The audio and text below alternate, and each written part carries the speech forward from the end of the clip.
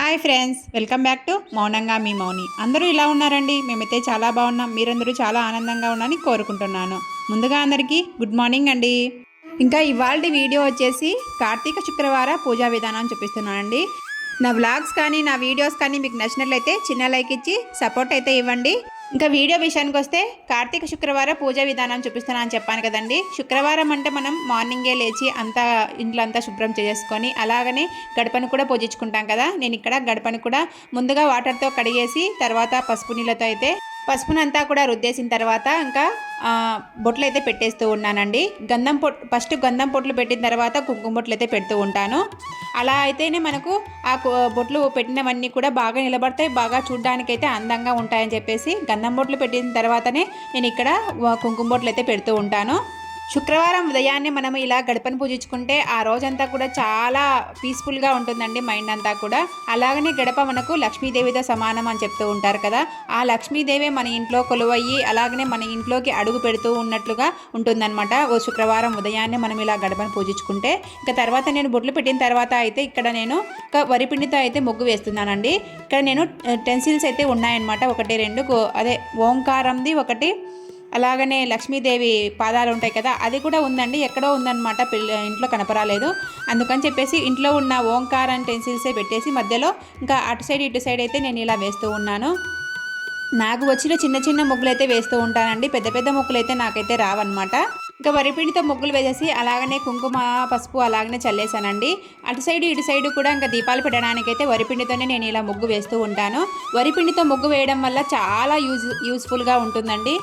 మనకు వరిపిండి అంటే బియ్యం పిండి కదండి. బియ్యం పిండి కొంచెం తీయగా అనిపిస్తుంది. మనకు చీమలు అలాగనే ఏంటంటే చిన్న చిన్న పురుగులు వాటికి ఆహారంగా కూడా ఈ వరిపిండి బాగా ఉపయోగపడుతుందండి. అందుకనే పెద్దలు చెప్తూ ఉంటారు వరిపిండితో ముగ్గు వేయడం చాలా శ్రేష్టకరం అని చెప్పేసి. అందుకోసం గడప పైన మాత్రం వరిపిండితో వేసుకోవడానికే ట్రై చేయండి. అలాగనే అటు సైడ్ ఇటు సైడ్ దీపాలు పెట్టడానికి కూడా వరిపిండి చాలా యూస్ఫుల్గా ఉంటుందండి. ఎందుకంటే వరిపిండితో ముగ్గు వేస్తే మనం దీపాలు పెట్టినప్పుడు వాటిలోని ఆయిల్ అంతా కూడా కిందికి కారేసి మనకు దిడ్డుగా కాకుండా ఆ వరిపిండి అనేది ఆ ఆయిల్ని పీల్చేసుకొని మనకు ఆయిల్ పడ్డ ప్రదేశం అంతా కూడా ఫ్రెష్గా ఉంటుంది, పొడి పొడిగా ఉంటుంది, ఆయిల్ లేకుండా దిడ్డుగా. ఒకవేళ నేల మీద బియ్యం పిండి ముగ్గు లేకుండా మనం దీపాలు పెట్టామనుకోండి, దిడ్డుగా ఉంటుంది, అలాగనే కింద జారిపడే అవకాశం ఉంటుందండి. అందుకోసం వరిపిండి వేసిన తర్వాతనే మనము దీపాలు పెట్టడానికి ట్రై చేయండి. ఈ బియ్యం పిండి చాలా యూస్ఫుల్గా ఉంటుందండి. మన వంటింట్లో మనం ఎప్పుడన్నా పిల్లలకి దిష్టి తగిలిందని దిష్టి తీస్తాం కదండి, అంటే ఒత్తి దిష్టి, రకరకాల దిష్టిలు అయితే ఉంటాయన్నమాట. మెయిన్గా ఒత్తి దిష్టి తగిలినప్పుడు అలాగనే ఇంట్లో ఎక్కడన్నా ఆయిల్ మరకలు పడ్డప్పుడు ఈ బియ్యం పిండి అయితే చాలా యూస్ఫుల్గా పనిచేస్తూ ఉంటుందండి.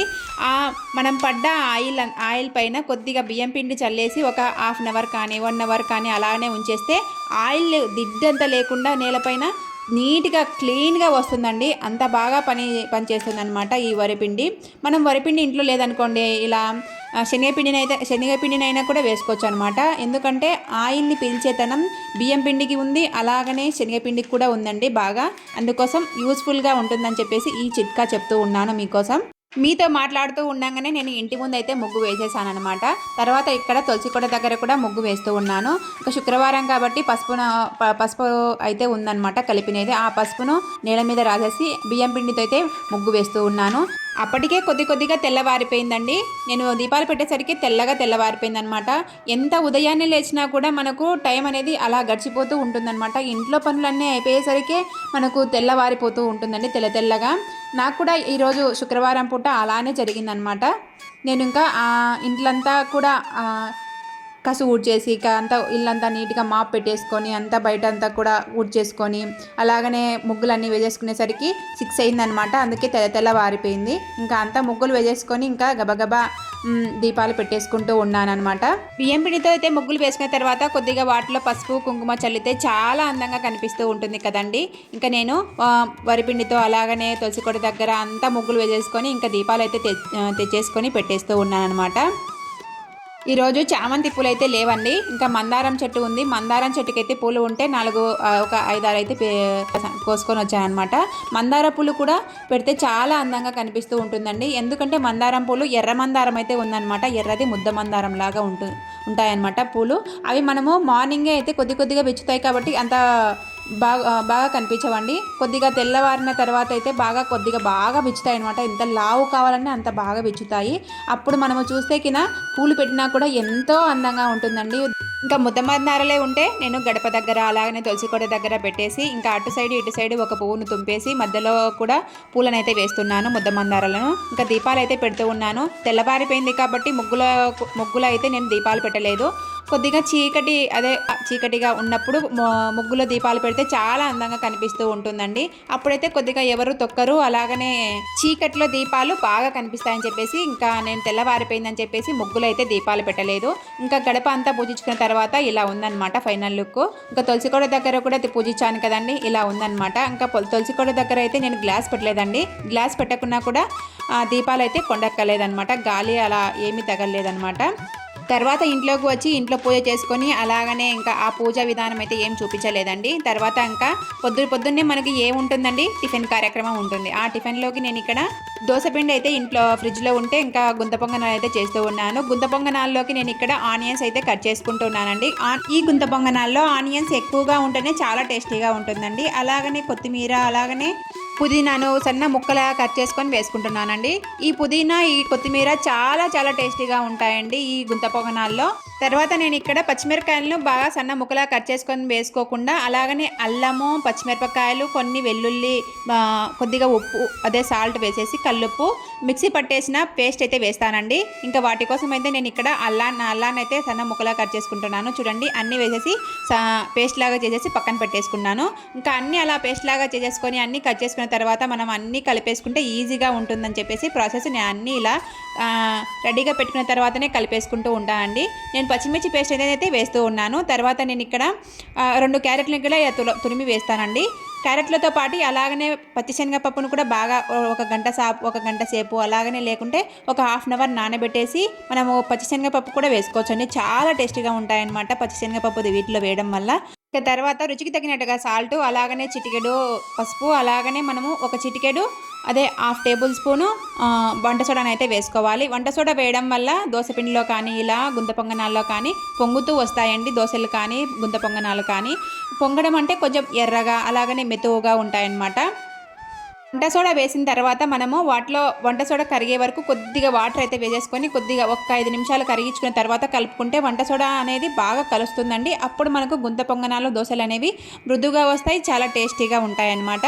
తర్వాత నేను ఇక్కడ గుంత పొంగనాల కోసం గుంత పొంగనాలు అయితే పెన్నాను అయితే పెట్టేసి ఇంకా వాటిలో కొద్దిగా ఆయిల్ వేసేసి పొంగనాలు అయితే వేస్తూ ఉన్నానండి. పొంగనాలు మనం వేసేటప్పుడు మంటను లో టు మీడియం ఫ్లేమ్లో పెట్టి మాత్రమే చేసుకోవాలండి, లేదంటే మాడిపోతాయి అన్నమాట.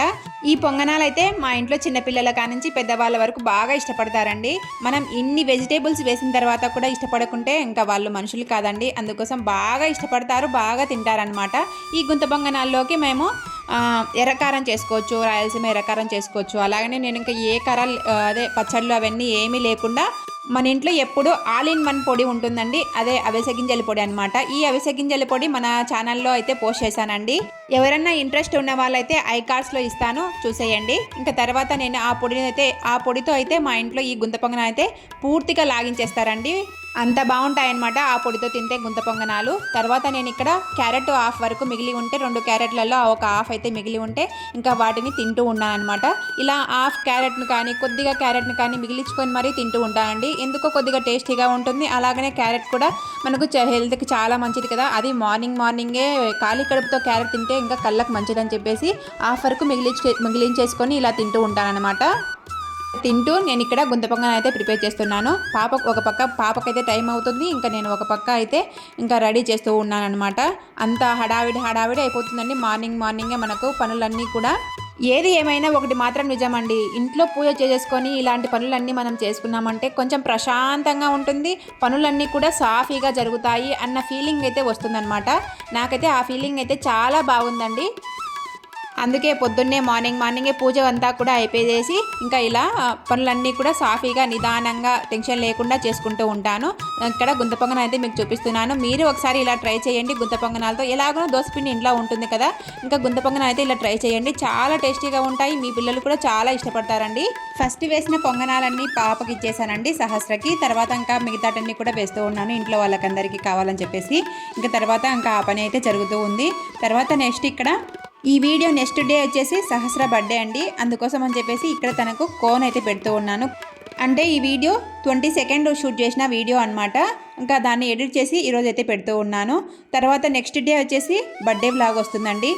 బర్త్డే వ్లాగ్ అంటే సింపుల్గా ఇంట్లోనే చేస్తూ ఉంటామండి ప్రతి సంవత్సరం కూడా. వాళ్ళ ఫ్రెండ్స్ని అలాగనే మాకు దగ్గరలో ఉన్న రిలేటివ్స్ని అలా పిలుస్తూ ఉంటాము బర్త్డేలకి. రిలేటివ్స్ అంటే మోస్ట్లీ ఎవరు ఉండరులేండి, ఫ్రెండ్సే ఎక్కువగా ఉంటారు. చిన్న చిన్న బర్త్డేస్ కాబట్టి ఇంకా ఇంట్లో ఫ్రెండ్స్ని ఎక్కువగా పిలుచుకుంటూ ఉంటుందన్నమాట. కొంచెం ఇప్పటి నుంచి వాళ్ళకు ఊహ తెలిసి ఫ్రెండ్స్ ఏర్పడడం స్టార్ట్ అవుతుంది కదండి. అందుకోసము ఫ్రెండ్స్ని ఎక్కువగా పిలుచుకుంటూ ఉంటుందన్నమాట. 3rd క్లాస్ నుంచి కొంచెం మోస్ట్లీ ఫ్రెండ్స్ని ఎక్కువగా పిలుచుకుంటూ ఉంటుంది బర్త్డేస్కి. అప్పటి నుంచి ఫ్రెండ్స్గా ఏర్పడుతూ ఉన్నారు వీళ్ళకి. ఇంకా అప్పటి నుంచి ఫ్రెండ్స్ని మేము కూడా ఇన్వైట్ చేసుకుంటూ వాళ్ళకు కొద్దిగా ఇంట్లో భోజనాలు, అలాగనే కేక్ కటింగు, ఈవినింగ్ అయిన వెంటనే కేక్ కటింగు అలా బర్త్డే అయితే ప్లాన్ చేసిందండి. ఆడపిల్లలకి ఎక్కడ ఉన్నా కూడా కోను, లంగా ఓనీస్ వీటిపైన కూడా ఎక్కువ దృష్టి ఉంటుంది కదండి. ఏ చిన్న ఫంక్షన్ వచ్చినా కూడా ఆ చేతికి కోను, గోరెంటాకు అలాంటివన్నీ పెట్టుకుంటూ ఉంటారు కదా. మా సహస్ర కూడా అలాగనే అండి. చేతికి ఏదైనా చిన్న ఫంక్షన్ అయితే గోరెంటాకు కానీ గోను కానీ పెట్టుకుంటూ ఉంటుంది. ఆ గోరెంటాకు మోస్ట్లీ ఎక్కువగా ఆకు అయితే దొరకదు కదండి మనకు టౌన్లో. అందుకోసం కోన్ తెచ్చుకొని కోన్ అయితే పెట్టుకుంటూ ఉంటుంది. తను ప్రాక్టీస్ చేస్తూ ఉంటుందండి. కాకపోతే తను కొంచెం అకేషన్స్కి ఎలా ఉంటాయి అప్పుడైతే నేను పెడుతూ ఉంటాను అనమాట. నాకు కూడా పెద్దగా అయితే రావులేండి. ఎందుకంటే నేను ఇంతకుముందు ఖాళీ టైంలో అయితే యూట్యూబ్లో క్లాసెస్ చూసి మరీ ఒక చిన్న బుక్ అయితే ఏర్పాటు చేసుకున్నానండి, ప్రాక్టీస్ లాగా ఉంటుందని చెప్పేసి. ఆ బుక్లో అయితే క్లాస్ 1, క్లాస్ 2 అని వాళ్ళు చిన్న చిన్న ఫ్లవర్స్ అవన్నీ వేయడం చూసి నేను కూడా ఆ బుక్లో ప్రాక్టీస్ వైజ్గా వేసుకున్నానండి. ఆ ప్రకారంగా నేర్చుకున్నాను అనమాట కోన్ కూడా పెట్టడము. ఆ బుక్లో కొన్ని డిజైన్స్ అయితే వేశానండి. ఆ డిజైన్లో 1, 2 ఎంచుకుంది. ఇంకా ఆ డిజైన్స్ని అయితే పెడుతూ ఉన్నాను. మామూలుగా లెఫ్ట్ హ్యాండ్కి అయితే ఫుల్గా పెట్టేసుకుందండి. ఇంకా రైట్ హ్యాండ్కి అయితే ఆర్మ్ దగ్గర మాత్రమే పెట్టేసుకుంది, అరిచేతికి పెట్టేసుకోలేదు. ఎందుకంటే అరిచేతులు రైట్ హ్యాండ్లో పెట్టేసుకుంటే అన్నం తినేటప్పుడు నోట్లోకి వెళ్తుందని చెప్పేసి అక్కడ పెట్టేసుకోలేదు. మ్యారేజ్ బిఫోర్ ముందే నాకు ఇవన్నీ కూడా కొంచెం ఇంట్రెస్ట్గా ఉండినాయండి. అందుకోసము ఆ ఇంట్రెస్ట్తో నేను ఈ మగ్గం వర్క్ కానీ, టైలరింగ్ కానీ అన్నీ యూట్యూబ్లో చూసే నేర్చుకున్నానండి. నేను నేర్చుకునేది మగ్గం వరకు నేర్చుకున్నా, అలాగనే స్టిచ్చింగ్ నేర్చుకున్నా, అలాగనే ఇలా కోన్ పెట్టేది కూడా నేను యూట్యూబ్లో చూసే నేర్చుకున్నాను అనమాట క్లాస్ వైజ్గా. మనకు ఇప్పుడు ఎన్ని అవైలబుల్గా ఉన్నాయంటే అన్ని అవైలబుల్గా ఉన్నాయని నేర్చుకోవడానికి అంత ఫెసిలిటీస్ కూడా ఉందన్నమాట. మనం ఎక్కడికి బయటికి వెళ్ళాల్సిన అవసరం కూడా లేదు. ఒక చిన్న ఫోన్ ఉంటే చాలు, వాటిలో యూట్యూబ్ కానీ, ఇన్స్టాగ్రామ్ కానీ, ఏవన్నా చిన్న చిన్న యాప్లు మనకు యూజ్ అయ్యే యాప్లు ఉంటాయి కదా, వాటినైతే ఇంకా బాగా ఉపయోగించుకొని మనం ఎక్కడికి వెళ్ళకుండా ఇంట్లోనే ఉండి నేర్చుకోవచ్చు అనమాట. నేను కూడా అలానే నేర్చుకున్నాను అనమాట ఈ కోన్ పెట్టేది కూడా. కోను పెట్టిన తర్వాత ఫైనల్ లుక్ అయితే చూపిస్తాను, ఎలా ఉందో కింద కామెంట్లో చెప్పండి. ఇంకా అంతా పెట్టేసిన తర్వాత పేపర్లు అయితే చుట్టేసి పక్కన పెట్టేసుకుంటున్నాను. ఎందుకంటే మళ్ళీ నెక్స్ట్ ఎప్పుడైనా పెట్టాలంటే వాటిని చూసి పెట్టుకుంటూ ఉంటాను అన్నమాట.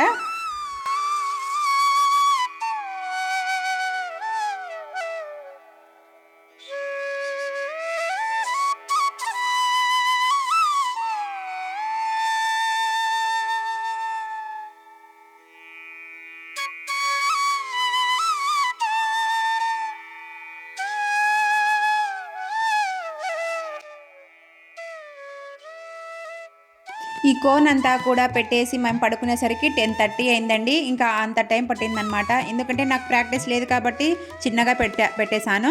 చూడండి ఎంత బాగా పెట్టేశానో. కోన్ నచ్చితే కనుక చిన్న లైక్ ఇచ్చి సబ్స్క్రైబ్ చేసుకోండి. ఉంటానండి, బాయ్.